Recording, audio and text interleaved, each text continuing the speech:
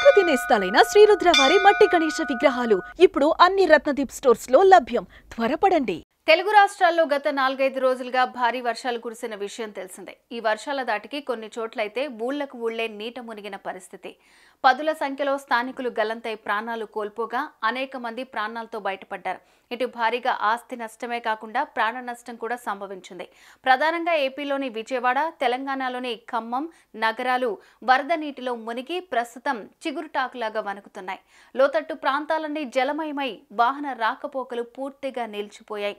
దీంతో విజయవాడ నుంచి హైదరాబాద్ నుంచి విజయవాడ వెళ్లాల్సిన ప్రయాణికులు ఎక్కడి వారు అక్కడే ఉండిపోయారు. అయితే ఈ క్రమంలోనే హైదరాబాద్ విజయవాడ మార్గంలో వెళ్లే ప్రయాణికులకు టీజీఎస్ఆర్టీసీ శుభవార్తను అందించింది. ఈ అవకాశాన్ని వినియోగించుకోవాలని సూచించింది.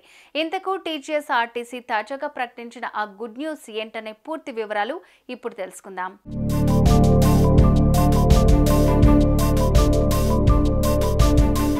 వర్షాలు కాస్త తగ్గుముఖం పట్టడంతో ఆ రెండు ప్రాంతాలు ఇప్పుడిప్పుడే తేరుకుంటున్నాయి. ఈ వర్షాలకు హైదరాబాద్ విజయవాడ మార్గంలో వెళ్లే ప్రయాణికులకు ఎటు వెళ్లలేక ఎక్కడి వారు అక్కడే ఉండిపోయారు.